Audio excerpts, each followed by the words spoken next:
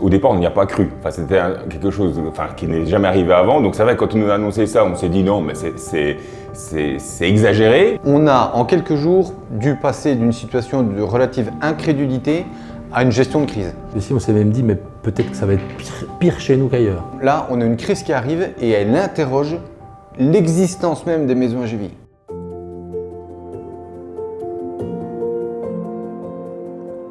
Pour la première fois, on a dû restreindre les libertés au profit du groupe. Première chose, il faut qu'on adapte le cadre des maisons AGVI. On pouvait continuer à protéger les personnes âgées sans couper le lien avec l'extérieur. La clé de cette histoire, c'était de garder le lien. On a fait le choix d'acheter des tablettes très vite, qu'on a distribuées dans toutes les maisons pour que les personnes puissent avoir des visios avec la famille.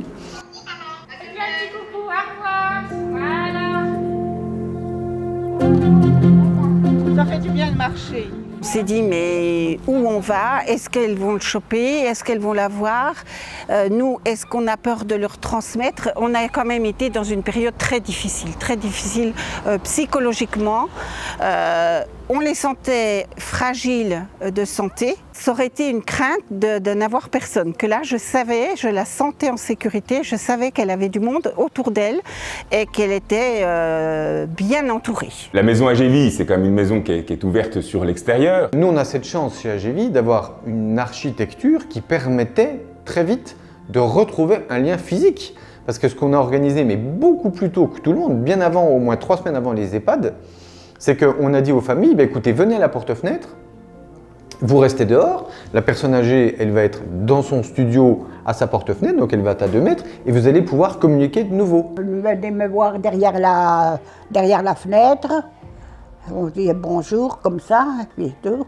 Donc nous, on se disait, oh, ça va pas encore arriver ici, on a le temps, etc. Puis le jour où vraiment on nous annonce qu'il y a des cas potentiels en France, moi j'ai commencé un petit peu à stresser, à me poser des questions sur comment on va faire, surtout qu'on travaille quand même avec un public vulnérable, fragile. Dès février, on a commencé à communiquer sur le sujet auprès de nos équipes sur le terrain, de mettre en place immédiatement des actions en termes de procédures de travail, des mesures barrières au sein des maisons, des mesures barrières également au niveau du siège, pour justement essayer de contenir ce virus qui semblait vraiment commencer à se développer de manière très rapide. Moi, je me suis dit qu'on était directement en ligne de mire et qu'il fallait qu'on mette tout en place pour au maximum éviter que le virus rentre dans nos maisons, puis protéger nos personnes âgées et nos salariés. Le service RH a dû s'organiser pour assurer la continuité de service. On a dû mettre en place le télétravail rapidement. On a assuré aussi des permanences au siège. Il fallait qu'on soit présente pour les équipes de terrain. On a été aussi amené à faire des vidéos à usage interne, des vidéos de formation pour montrer comment la maison confinée devait vivre, bien fermée à clé, bien faire passer les visiteurs médicaux par la porte principale, les faire passer par le sas d'entrée pour se laver les mains, prendre la température. Il y a eu toute une communication interne pour bien faire comprendre les nouvelles règles qui devaient être absolument mises en place pour les personnes qui devaient rentrer dans la maison. Le plus difficile dans la nouvelle situation, c'était de ne pas générer du stress dans l'ambiance générale, que ce soit entre collègues ou pour les colocataires.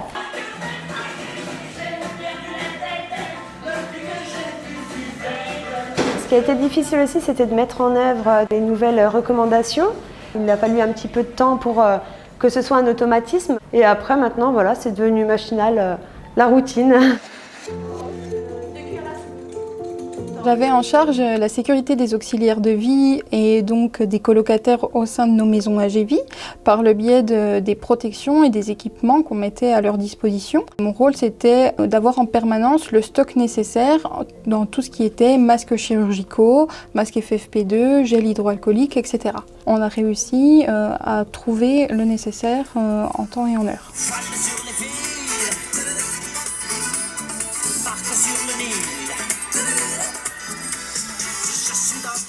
Nous, on voulait montrer ici qu'il y a de la vie, on continue à être dans le quotidien. Les personnes âgées, on continue à faire tout ce qui était quotidien, mais aussi les animations. C'est ça qui a permis aux colocataires de pouvoir continuer à ressentir de la vie dans ces maisons-là.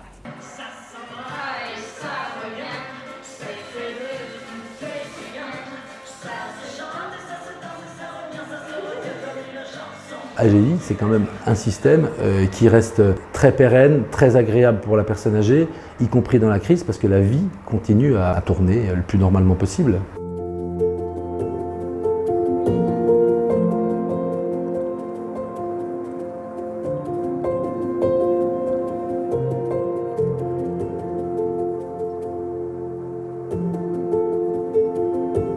Moi, je suis quand même très fière de tout le travail qu'a accompli les collègues de terrain du siège. Les valeurs de l'entreprise ont vraiment pris tout leur sens pendant cette période-là.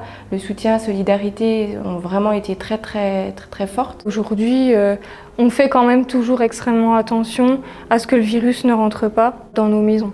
On a toujours une petite crainte que les choses reviennent. En revanche, ce qu'on a pu constater, c'est que nos petites colocations étaient plutôt protectrices. On a vu ce qui se passait dans les grandes structures, dans les EHPAD, c'était très compliqué.